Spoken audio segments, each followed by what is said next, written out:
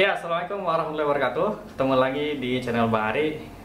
Kita sudah masuk ke episode ketiga, yaitu ngebahas tentang reformasi dakwah kampus. Nah, teman-teman bagi yang ingin sambil lihat juga, kita akan sedikit membedah buku ini pada bab tentang sinergisasi rekrutmen.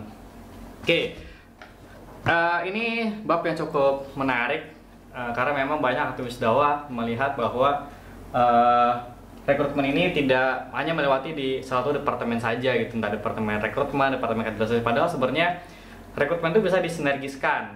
Makanya sebenarnya kita coba ada 3 poin utama yang akan coba kita bahas terkait tentang rekrutmen. Nah, kita coba berpikir lebih simpel ya, lebih sederhana. Kita akan membahas 3 poin, yaitu tentang matematika rekrutmen, dakwah perorangan atau bahasa Arabnya dakwah fardiyah gitu ya, sama mentoring keagamaan. Oke, kita bahas satu ya.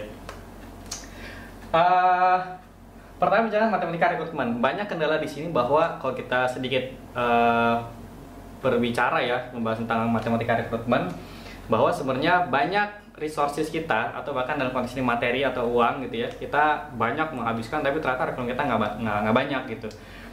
Contoh misalnya satu lembaga dakwah kampus, misalnya dia ngabisin satu setahun perusahaan 500 juta misalnya. Terus di lembaga dakwah di fakultasnya ada misalnya ada 10.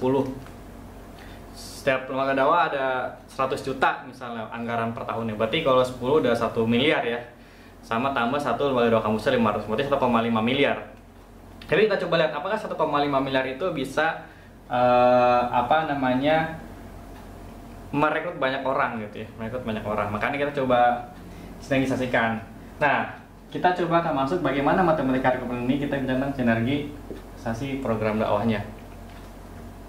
Nah, sinergisasi program dakwahnya ini kita bisa contoh misalnya bagaimana program dari Januari sampai Desember gitu ya. Kita akan mencatat semua program dakwah yang kira-kira bisa masuk ajang rekrutmen di situ.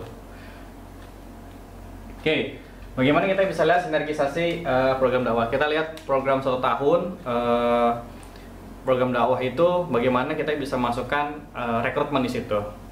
Misal ada 30 program dakwah, ya udah kita 33 masuk ke rekrutmen. Sebagai contoh misalnya setiap di program syiar misalnya program dakwah itu dari di awal sama di akhir acara kita kasih sosialisasi rekrutmen. Siapa yang mau ngaji bisa via ini, yang mau ngaji rutin via ini bisa.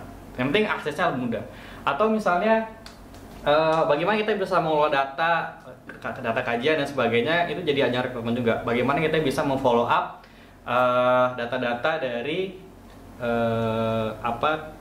kajian-kajian atau acara-acara kita, nah itu harus ditindaklanjuti. Gimana kita bisa mengajak mereka untuk ikut pengajian misalnya gitu ya. Jadi kita lihat bagaimana rekrutmen ini bisa bekerja. Berikutnya tentang dakwah perorangan. Nah, dakwah perorangan ini atau dakwah fardiyah yang akan menentukan bicara tentang istiab. Istiab itu artinya daya tampung ya. Bagaimana kemampuan si aktivis dakwah ini bisa merekrut orang sebanyak-banyaknya gitu ya. Makanya di era zaman sekarang mungkin butuh aktivis dakwah yang gaul, yang keren juga gitu ya.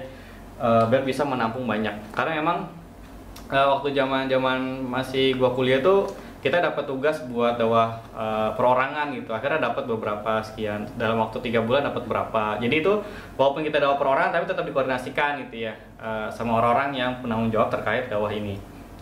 Nah, gimana ini yang paling penting bicara tentang istiabnya ya. Karena emang agen aktivis dakwah itu sebenarnya agen-agen yang utama di lapangan. Oke, terakhir adalah bicara tentang mentoring keagamaan. Nah, mentoring keagamaan mungkin di beberapa kampus jadi satu hal yang wajib ya, tapi juga beberapa kampus atau beberapa fakultas yang dia nggak wajib gitu.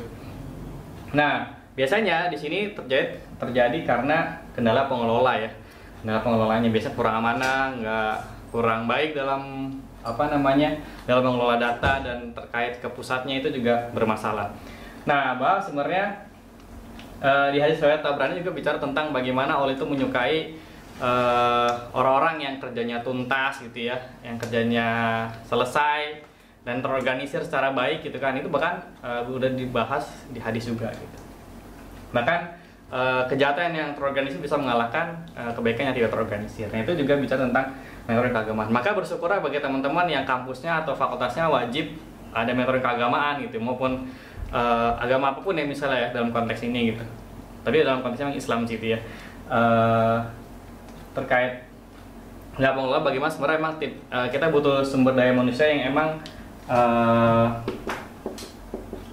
mengerti tentang data, mengelola data gitu ya, dan juga bisa bagaimana kita bisa memproyeksikan bagaimana binaan-binaan kita itu bisa lebih cepat untuk bisa berprogres buat dapat amanah-amanah dakwah secara cepat gitu ya.